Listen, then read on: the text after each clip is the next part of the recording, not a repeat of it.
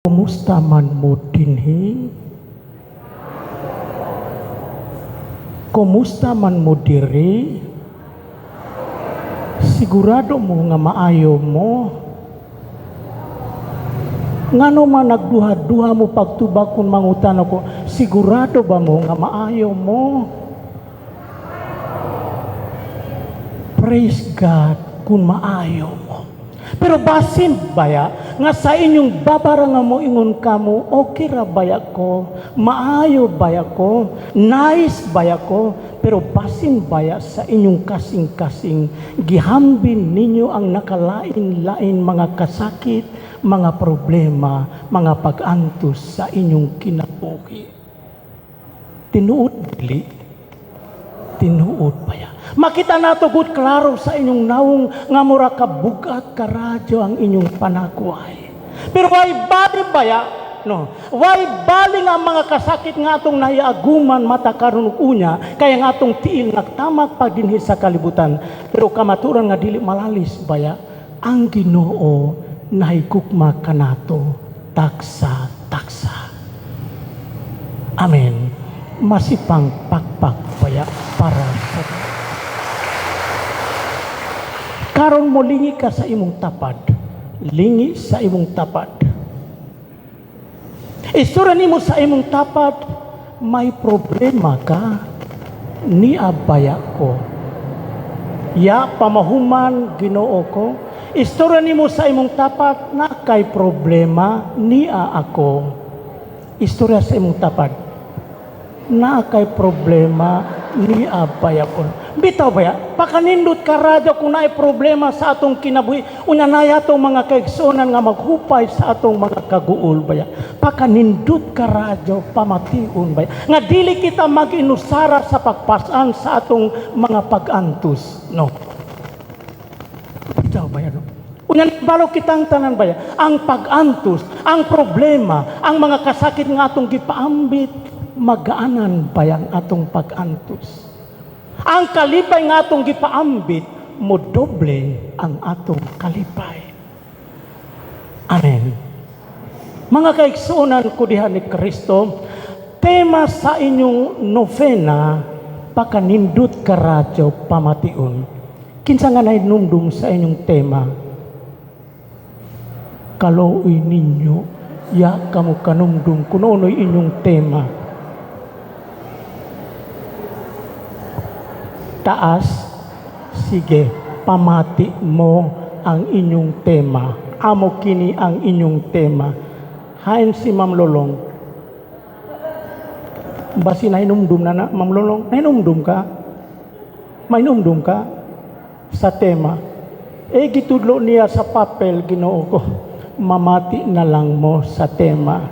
Tema ninyo, Maria, Birhen de la Paz, inahan sa kahayag ug paglaom nga luyo sa pandemya ug kalamidad naghataw kaligon sa katawhan Surigao nun. Pakanindot pa no. Nga dobles sunod-sunod baya ang pandemic, sunod-sunod baya kalamidad. Pero ang Ginoo pinaagi kang Mama Maria nagpahinumdum ka natong tanan, ayaw kawadi paglaom. Kay napa ang Ginoo napagad kang atong Mama Maria nga andam gayud mo tabang kanato, basta lamang modul kita kaniya sa kinasing-kasing. Amen. Nakaato na mo sa akong parokya San Vicente Ferrer? Nakaato na mo?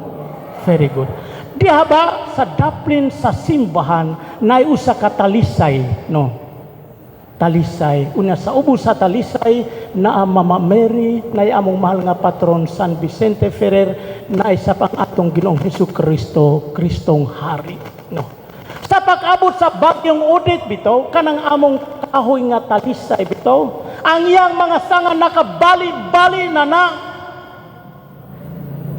ang iyang mga dahon hurot tanan ipalupad sa bagyong Odette.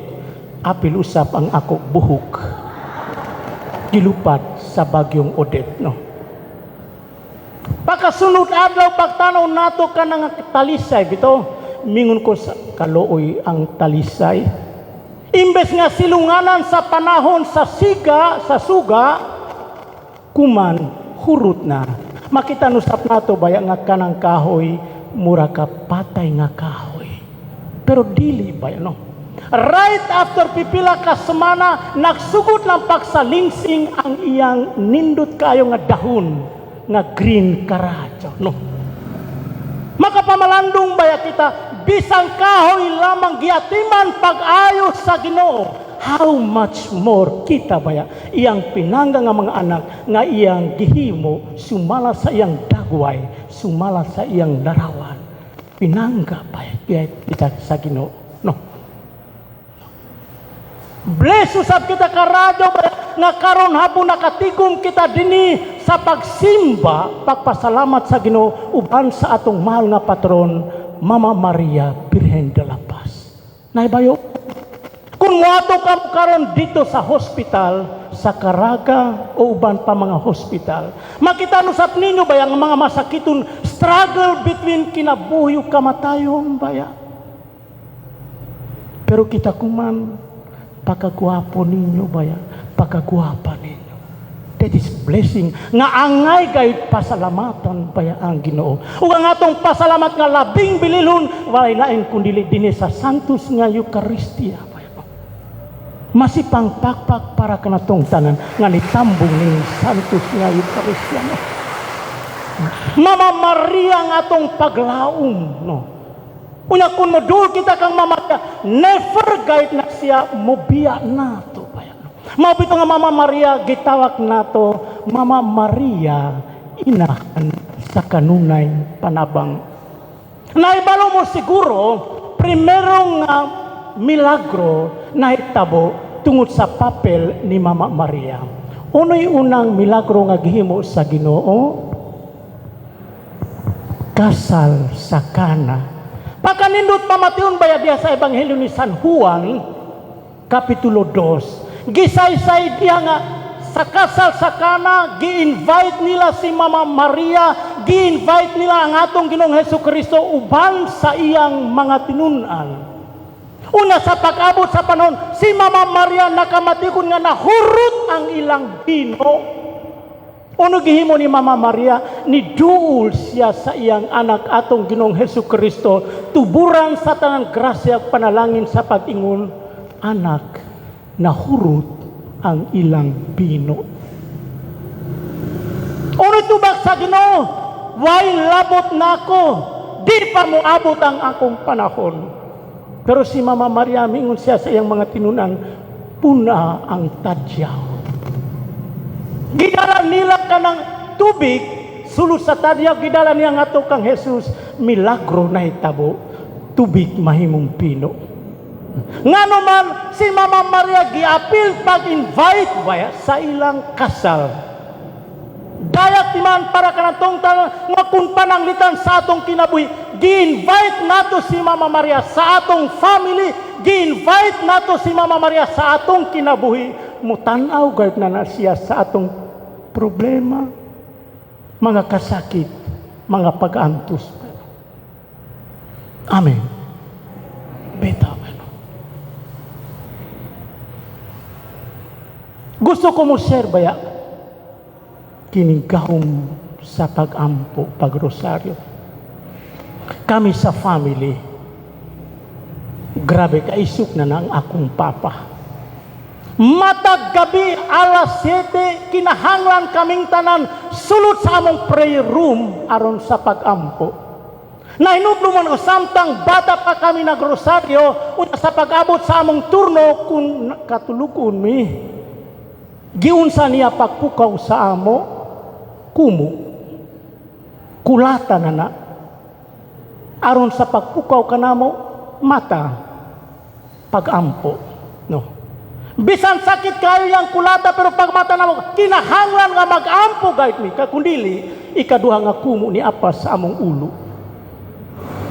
Kining akong papa. Unya sa usa ka higayon akong magulang nga pare karon late mi pagsulod sa prayer room alas 7 tungod kay nagdula mi football. Pag-abot namo dito sa bayay nagsugod ang ilang pag-ampo. Ligo kami kadali pagsulot namo sa prayer room. ang akong papa nag-lead sa pag-ampo nga supposed to be ka ng gabi, ako ang nag-lead. Frater na kami ato nga time. Pagsulot lamang duha, ang akong papa gipaubos niya ang ayang eyeglass. Nitanaw siya sa amo duha, unya ming sa kamo duha, frater na, pero mura ka bogoy nga batanon sa gawas. Mas maradaw di ta mo kauno sa kaadlaw, kay dili ta mag-ampo. Sakit yes, pero precisely tinuod pa, no? Nga mas maradaw di ta mo kauno sa kaadlaw, kay di ta mag-ampo, kay nabuhi kita hangtod karon tungod sa grasya panalangin sa Ginoo. Amen. Bitaw. Diri sa pag-abot nako sa Philippines way back 1994. Sa pag-apil nato pag rosaryo bitaw mingon ko nga, hay kining pag-ampo basta lamang mag-ampo aron na ay moingon nga nagrosaryo kita. Pero mensahe ni Mama Maria dito sa Garabanda mingon siya, anak, kung magrosaryo ka mo agik papasinto ka nako, himuan ninyo kanata kinasing-kasing ba? Ang ato kay basta lamang mahuman, yes, dili ba yan? Si Mama Maria mingon siya, kung mag-ampo ka mo, paningkamutan ninyo nga masabtan ninyo ang matak pulo nga gilitog sa inyong papa. Di ba may diferensya kung panalitan mo ingon kita, maghimaya ka Maria na puno ka sa grasya, ang Ginoo mana ka ninyo, compared to mayon kita, maghimaya ka Maria na puno ka sa grasya, ang Ginoo maanaa kanimo. Ma-feel nato ang kakusok sa gawong nga atong gilitog diha sa atong bababay. No? Nahimuot ko karadyo sa akong working student dito sa San Vicente Ferrer. Sa pag-abot nila dito sa akong convent, mingon ko nga kinhanglan, magrosaryo kamo mata gabi. Iampo ninyo ang inyong kaugalingon, iampo ninyo ang inyong ginikanan, iampo ninyo ang inyong mga igsoon. Giyatagan namo sila rosaryuhan. Problema kay ang usa ka rosaryuhan dako, ang usa rosaryuhan gamay. Usa ka working student mong siya, tagay lamang ako ka nga gamay nga rosaryuhan, kay kung dako nga rosaryuhan, dugay mahuman. Pero nahibalo mo, dako gamay amo ra gihapon baya, no? Amo ra gihapon nga rosaryuhan.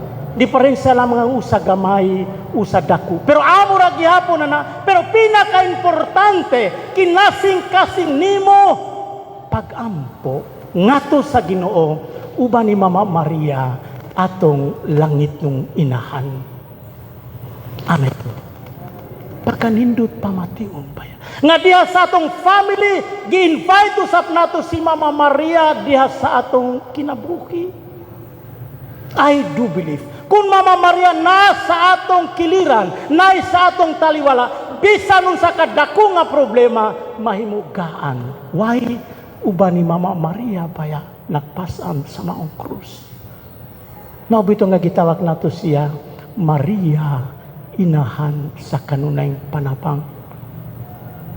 Balik ko na ako pag-ingon ba, no?